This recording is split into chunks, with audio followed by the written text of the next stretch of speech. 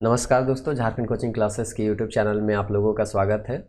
तो जैसा कि आप लोगों को पता है, हम लोग यहाँ केमिस्ट्री को कुल 9 अध्यायों में समझने का प्रयास कर रहे हैं एमसीक्यू पॉइंट ऑफ व्यू से, जो कि जेएसएससी हो या आपका एसएससी या रेलवे और इस तरह के अन्य प्रतियोगिता परीक्षा के लिए ये सीरीज जो है वो महत्वपूर्ण है। हम लोग यहाँ क्वेश्चन बैंक को ध्यान में रखते हुए नोट्स को बनाए हैं और इसीलिए आपका ज़्यादा से ज़्यादा क्वेश्चन बैंक यहाँ देखने पर इसको सॉल्व किया जा सकता है। तो चलिए, हम लोग धातु और अधातु चैप्टर, जो 8वां चैप्टर हम लोग का था, वो पिछले वीडियो में देख चुके थे।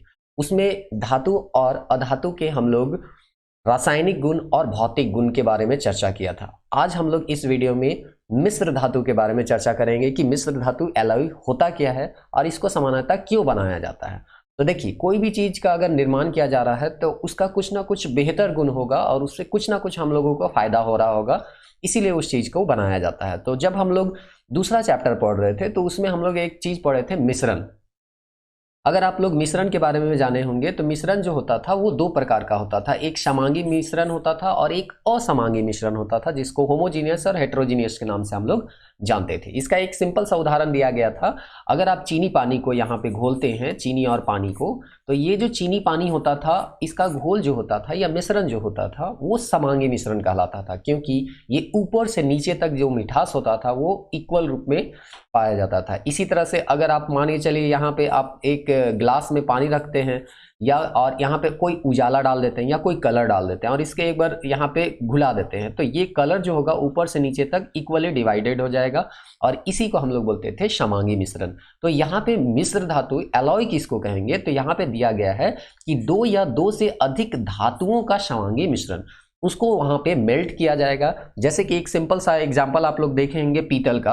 अगर हम पीतल के बारे में कहें तो आप लोगों को पता होगा कि पीतल जो होता है वो कॉपर और जिंक से मिलके क्या होता है, बनता है, तांबा और जस्ता से मिलके बनता है। तो जब तांबा को और जस्ता को मेल्ट किया जाएगा और मेल्ट करके उसका समांगी मिश्रण बनाया जाएगा, एक निश्चित अनुपात में मिलाया जाएगा, तब हमको जो यहाँ पे एक धातु मिलेगा जो नया ही गुण का होगा, उसका जो गुणधर्म होगा एक विशेष गुणधर्म होगा और उसी को एक नया नाम दे देते हैं, जिसमें यहाँ पे कॉपर और जिंक को जब मिल जाता है तो कॉपर जिंक ना बोल के हम उसको बोलते हैं पीतल बोलते हैं। तो इस तरह का जो मिश्र धातु है उसके बारे में हम लोगों को यहाँ पे अध्ययन करना है। तो चलिए, थोड़ा बहुत मिश्र धातु का गुण को हम लोग जान लेते हैं, उसके बाद हम लोग जानेंगे मिश्र धातु जो होते हैं वो किस तरह से बनते हैं, उसमें कितना कितना परसेंटेज है, क्योंकि मुख्यतः इसी तरह के प्रश्न पूछे जाते हैं। तो यहाँ पे सबसे पहला गुण दिया गया है कि जो मिश्र धातु होते हैं वो अपने अव्यय क्या होगा, जिससे मिलके वो क्या हुआ है, बना हुआ है। जैसे कि अभी हम लोग देखे थे, पीतल जो है आपका किससे मिलके बना है, कॉपर और जिंक से मिलके पीतल आपका बनता है। तो इस तरह से बोलता है कि मिश्र धातु अपने अव्यय से अधिक कठोर होते हैं, किंतु इनकी तन्यता और आघातवर्धनता अपेक्षाकृत कम होती है। सबसे पहला लाइन को हम लोग यहाँ समझेंगे कि ये अपने अव्यय से अधिक कठोर होते हैं। कहने का मतलब जो है, कॉपर और जिंक से मिलके बना है क्या, पीतल। तो पीतल जो होगा सामान्यतः कॉपर के तुलना में या जिंक के तुलना में क्या होगा, अधिक कठोर। लेकिन अगर इसमें हम ये गुण का तुलना करें, तन्यता और आघात वर्धनता, ये पिछले चैप्टर में हम बता चुके थे कि तन्यता क्या होता है, तो किसी भी चीज को तार के रूप में कन्वर्ट करना तन्यता होता है। आघात वर्धनता क्या होता है, तो अगर किसी चीज को पीठ के चादर का रूप आप दे देते हैं तो ये गुण कहलाता है आघात वर्धनीयता। तो इस तरह से यहाँ पे कहा गया है कि ये जो अव्यय होते हैं मिश्र धातु जिसे मिलते हैं, तो अपने अव्यय से ये अधिक कठोर, यानी कॉपर और जिंक के तुलना में पीतल अधिक कठोर होगा, किंतु इनकी तन्यता और आघात वर्धनता अपेक्षाकृत कम हो गया। यानी कि कॉपर को हम ज्यादा लंबा तार 1 ग्राम में हम बना सकते हैं, लेकिन पीतल को कम, यानी कि तन्यता और आघात वर्धनता इसका कम होता है कॉपर और जिंक के तुलना में। तो याद रखिएगा, यह पहला गुण है। दूसरा गुण है या संक्षारण अवरोधक होते हैं, यानी इसमें जो मिश्र धातु है उसमें सामान्यतः जंग लगता नहीं है। आगे हम लोग स्टेनलेस स्टील देखेंगे, वहां जंग नहीं लगे, इसीलिए उसको लोहा को स्टील के रूप में कन्वर्ट किया गया है। दूसरा चीज या तीसरा अगर हम देखें इसका गुण, तो बोलता है इसका जो मेल्टिंग पॉइंट होगा, द्रव्यमांक होगा, इसकी एवं इनकी विद्युत चालकता इनके अवयवों की अपेक्षा कम होगी। तो ये जो है दोनों जो होगा वो कम होगा। इसका एक सिंपल सा उदाहरण देखिएगा, तो देखिए कॉपर और आपका यहाँ पे अगर हम देखिए, कॉपर और यहाँ एसेंटीना होता है, इससे मिलके आपका बनता है कांसा। अगर अभी हम लोग देखने वाले हैं किससे किससे मिलके क्या क्या बनता है, कांसा ये बनता है। तो अगर आप कांसा को अगर देखिएगा तो ये विद्युत का क्या होता है, कुचालक होता है। मतलब यहाँ पे आपका विद्युत जो होगा प्रवाहित नहीं होगा। लेकिन कॉपर का तार आप लोग देखते होंगे, तांबा तार हम लोग बोलते हैं, तो इस तरह से कॉपर का तार विद्युत का सुचालक है। तो यहाँ पे ये कहना चाह रहा है कि ये जो मिश्र धातु है, इनके अव्यय के तुलना में ये या तो कुचालक होगा या तो कम यहाँ पे सुचालक होगा। और इस तरह से कॉपर और जिंक ज्यादा सुचालक होगा, कांसा यहाँ पे कुचालक है। कुछ ऐसे मिश्र धातु होंगे जो कि सुचालक भी होंगे तो वो कम सुचालक होंगे। और इस तरह से द्रव्यमांक और इनकी विद्युत चालकता बोला गया है, उनके अवयवों की अपेक्षा में क्या होती है, कम होती है। तो इस चीज को भी आप याद रखिएगा। यहाँ पे दिया गया है तांबा और जस्ता मिश्र धातु है, और पीतल तथा तांबा और टीन से बना हुआ कांसा विद्युत के क्या होते हैं, कुचालक है। मतलब पीतल और कांसा जो है वो विद्युत का कुचालक है, जबकि जिससे मिलके वो बना है वो विद्युत का सुचालक है, चाहे तांबा हो चाहे जस्ता हो। इस तरह से यहाँ पे ये गुण दिया हुआ था। अगला गुण हम लोग यहाँ समझते हैं। यहाँ पे दिया गया है यसद लेपन का गैल्वेनाइजेशन के नाम से इसको हम लोग जानते हैं। तो जानते हैं कि कोई भी लोहा होता है, स्टील होता है, तो वो सामान्यतः अगर उसको हवा पानी उसको मिलते रहे तो उसमें जंग लग जाता है। तो इस जंग से बचने के लिए, जंग ना लगे जिससे उसका संक्षारण ना हो, वो बर्बाद ना हो, इसीलिए हम लोग जिंक का लेप लगाते हैं और इसी को यशद लेपन के नाम से जाना जाता है। तो आपको बस याद रखना है, पूछा जाएगा एमसीक्यू में कि यशद लेपन के लिए हम लोग किस धातु का प्रयोग करते हैं, तो जिंक धातु का प्रयोग करते हैं। उसी तरह से एक अमलगम है, इसमें हम लोग धातु और पारा यानी Hg जो होता है, मरकरी जिसको हम लोग बोलते हैं, तो मिश्र धातु को अमलगम कहते हैं। तो पूछा जाएगा अमलगम किससे बनता है, तो इस तरह से कोई एक धातु होना चाहिए और उसके साथ आपका पारा होना चाहिए। एक चीज यहाँ अपवाद दिया है कि लोहा और पारद आपस में मिलता नहीं है और इसीलिए ये अमलगम बनाता नहीं है। और साथ ही साथ एक चीज और दिया है, जैसे कि दांतों में बहुत सारा कैविटी हो जाता है, तो उसको भरने के लिए हम लोग जो है चांदी और पारद का अमलगम का प्रयोग करते हैं। तो इस तरह से कुछ एमसीक्यू टाइप का क्वेश्चन आपको पूछेगा, तो उसमें आपको ये चीज ध्यान में रखना है।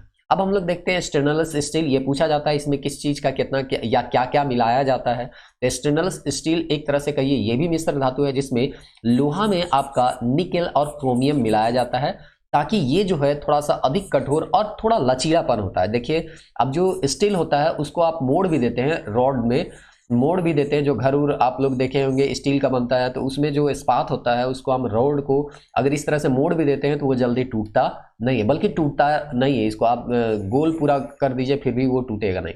लेकिन अगर केवल ये क्या रहता, आयरन रहता, तो ये टूट जाता। और इस तरह से ये टूटता भी नहीं है और जल्दी जंग भी नहीं लगता है। और इसीलिए यहाँ पे आपका निकेल डाला जाता है, क्रोमियम डाला जाता है। साथ ही साथ यहाँ पे 0.1 से लेके 0.15 तक, सॉरी 0.1 से लेके 1.5% तक यहाँ पे कार्बन भी मिलाया जाता है। तो इसी तरह से यहाँ पे आपको सोने के बारे में बताया जाता है कि सोना जो होता है शुद्ध रूप में 24 कैरेट का होता है। एक कैरेट में आपको पता होगा 0.2 ग्राम होता है, तो शुद्ध रूप में ये 24 कैरेट के होते हैं। लेकिन आपको पता होगा ये काफी नर्म होता है। अगर ये 24 कैरेट का आप लोग इस सोना का या आभूषण के रूप में यूज किया जाए तो ये प्रायः क्या हो जाएगा, टूट फूट जाएगा, कहीं पे भी ये जल्दी आपका नुकसान इसको पहुंच सकता है। इसीलिए इसको कठोर करने के लिए इसमें भारत में सामान्यतः इसको 22 कैरेट रखा जाता है। और 22 कैरेट रखा जाता है, 2 भाग जो मिलाया जाता है वो तांबा और चांदी का रहता है। तो इस तरह से आपको पूछेगा सामान्यतः भारत में आभूषण कितने कैरेट के होते हैं, तो 22 कैरेट के होते हैं। और शुद्ध रूप में सोना जो होता है वो 24 कैरेट का होता है। एक कैरेट में कितना ग्राम होता है, तो 0.2 ग्राम आपको देखने को मिलता है। और सबसे इंपॉर्टेंट इस चैप्टर में ये है कि मिश्र धातु जो होते हैं वो किससे मिलके बनते हैं और उसका सामान्यतः प्रयोग क्या है। सामान्यतः यहाँ ये पूछा जाता है कि ये जो है किस चीज से मिलके बना है, और कहीं कहीं प्रश्न में आपको उपयोग भी पूछा जाएगा। तो सबसे पहले यहाँ पे अगर आप देखिएगा तो यहाँ सजा के हम यहाँ पे बनाने का प्रयास किए हैं ताकि याद करने में आपको दिक्कत ना हो। तो अगर आप लोग ध्यान दे रहे होंगे तो जर्मन सिल्वर तक जो भी यहाँ पे मिश्र धातु बने हैं वो कॉपर और जिंक का यहाँ पे प्रयोग तो हुआ ही हुआ है। चाहे यहाँ से देख लीजिए, यहाँ तक कॉपर और जिंक आपको हमेशा दिखेगा, सब में सभी मिश्र धातुओं में देखने को मिलेगा। बस यहाँ पे अनुपात जो है वो बदल रहा है। तो यहाँ पे सबसे पहले आप देखिए, इसको ऐसे याद कर सकते हैं MbDgDg करके आप याद कर सकते हैं, बस थोड़ा सा शुरुआती समय। बाद में तो आपको पूरा याद करना ही होगा, लेकिन शुरुआती समय में याद करने के लिए इस तरह का फॉर्मूला यूज कर सकते हैं। जैसे यहाँ पे है मुंज मेटल, इसमें कॉपर और जिंक है, आप हमेशा कॉपर और जिंक को इसी रेशियो में रखिएगा और यहाँ याद कीजिएगा कॉपर 60, तो बाकी जिंक जो होगा वो 40 अपने आप हो जाएगा। इसी तरह से सेकंड नंबर Mb तो क्या हो जाएगा, ब्रास, तो ये जो है 10% बढ़ा दी, 70 और 30, 70 ही याद करना है, 30 तो अपने आप आपको याद हो जाएगा। डच मेटल के बारे में दिया है 80 और 20, यानी कि MbDg। अब गन मेटल अगर देखिएगा तो गन मेटल में एक एक्स्ट्रा धातु यहाँ पे जुड़ जा रहा है, टीना, तो कॉपर, जिंक और टीना, तो ये हो जाएगा 90%, 2% और 8%। इसी तरह से डच मेटल अगर देखिएगा तो कॉपर, जिंक और आयरन है, ये 60 है, 38% है और 2% है। तो इस तरह से है जर्मन सिल्वर, इसमें भी कॉपर और जिंक है, साथ में निकल है 60%, 20% और 20%। तो देखिए सामान्यतः है, इसका आपको याद रखना पड़ता है, क्योंकि यहाँ पे अगर मुंज मेटल देखे, आपका पीतल देखिए, डच मेटल देखें, दोनों में कॉपर और जिंक मौजूद रहता है, सॉरी तीनों में कॉपर और जिंक मौजूद रहता है, तो इसमें परसेंटेज पूछने का ज़्यादा चांस है। तो लेकिन यहाँ पे आपका देखिए यहाँ पे जो अवयव है, घटक है, वो चेंज हो रहे हैं। यहाँ कॉपर, जिंक और टीना है, यहाँ कॉपर, जिंक और आयरन है, और इसमें जर्मन सिल्वर में कॉपर, जिंक और निकेल है। तो इसमें हो सकता है परसेंटेज ना भी पूछे, लेकिन इसका परसेंटेज तो आपको याद रखना ही रखना है, क्योंकि तीनों का जो घटक है वो सेम है, कॉपर और जिंक। तो इस तरह से इसको याद रखिएगा, Mb फिर DgDg याद रखिएगा, तो कम से कम इतना तो याद रहेगा कि कॉपर और जिंक इसमें रहता ही रहता है, तो आप जो है ऑप्शन से एलिमिनेट कर भी सकते हैं। शुरुआत में यहाँ पे गन मेटल, गन में याद रखिएगा, गन में क्या है, टीना है, डेल्टा में आपका आयरन है, और जर्मन में आपका क्या है, निकेल है, बाकी कॉपर, जिंक तो इसमें है ये। उसके बाद है कांसा, ये तो बहुत कॉमन सा चीज़ है, आपको पता होगा, कॉपर और टीना होता है, ये बहुत आम बोलचाल में या हम लोग यूज भी करते हैं बहुत सारा, तो ये हमको लगता है अधिकतर कोई को पता रहता है। फिर है मोनिल मेटल, इसमें होता है कॉपर और निकल। उसके बाद है टाका सोल्डर, जो कि सोल्डिंग करने में आपका काम होता है। टीना और लीड का इसमें प्रयोग किया जाता है। रोज मेटल होगा, बिस्मिथ हो गया, लेड हो गया और टीना हो गया। इस तरह से मैग्नीशियम जो होता है वो हवाई जहाज वगैरह सब में यूज किया जाता है। एल्युमिनियम और मैग्नीशियम का ये मिश्र धातु होता है, जिसमें एल्युमिनियम 95% और जो मैग्नीशियम जो होता है वो 5% होता है। इसी तरह से ड्यूरेलियम होता है, ये भी हवाई जहाज और प्रेशर कुकर में यूज किया जाता है। एल्युमिनियम के साथ कॉपर, मैग्नीशियम और मैग्नीज यहाँ पे आपको कहा जाता है। 95%, 4%, 0.5 और 0.5। तो इस तरह से यहाँ पे ये दिया गया है कि मिश्र धातु जो होते हैं वो किससे मिलके बनते हैं। इसका उपयोग बहुत सारा है, लेकिन कुछ यहाँ पे उपयोग यहाँ पे लिखा हुआ है, उसको आप देख सकते हैं। जैसे मुंज मेटल का जहाजरानी उद्योग में किया जाता है, पीतल का यहाँ पे बर्तन बनाने में किया जाता है, डच मेटल सस्ते आभूषण बनाने में किया जाता है, गन मेटल तोप और गियर बनाने में किया जाता है, डेल्टा मेटल जो है वॉल्व और बेयरिंग, जो गाड़ी में वॉल्व और बेयरिंग रखते हैं उसको किया जाता है, जर्मन सिल्वर बर्तन का प्रयोग किया जाता है, कांसा का बहुत सारा यूज है, सिक्का है, बर्तन है, कांसे के सिक्के मिलते थे। इस तरह से यहाँ पे कांस्य युग के रूप में हम लोग हड़प्पा सभ्यता को जानते हैं। मोनिल मेटल जो है वो रासायनिक संयंत्रों में, वैमानिकी उद्योग में इसका उपयोग किया जाता है। सोल्डर है, टाका है, मतलब देखिए कोई भी चीज़ सोल्डिंग करते हैं हम लोग तो वहाँ पे जोड़ना होता है, तो उस तरह से जोड़ने में हम लोग इसको काम करते हैं। रोज मेटल है, स्वचालित ऑटोमेटिक फ्यूज बनाने में किया जाता है। मैग्नीशियम हवाई जहाज और ड्यूरेलियम प्रेशर कुकर हो गया, मतलब काफ़ी तापमान को ये झेल सके इसके लिए ये बनाया जाता है। तो इस तरह से आप इसको याद करने का प्रयास कीजिएगा तो ये याद हो जाएगा। खासकर इधर से ज़्यादा आपका प्रश्न पूछा जाता है, कांसा और पीतल तो बहुत ही ज़्यादा पूछता है, तो ये सबको आपको याद रखना है।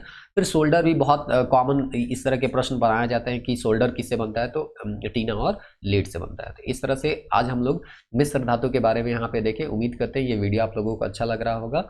नेक्स्ट वीडियो हम लोग कार्बन से संबंधित चैप्टर देखेंगे, और इस तरह से हम लोगों का रसायन शास्त्र का जो अंतिम चैप्टर है, या एक तरह से महत्वपूर्ण रूप से अंतिम जो चैप्टर है, वो हम लोग उसको समझने का प्रयास करेंगे। धन्यवाद। देखते रहिए झारखंड कोचिंग क्लासेस के यूट्यूब चैनल। जय हिंद, जय भारत।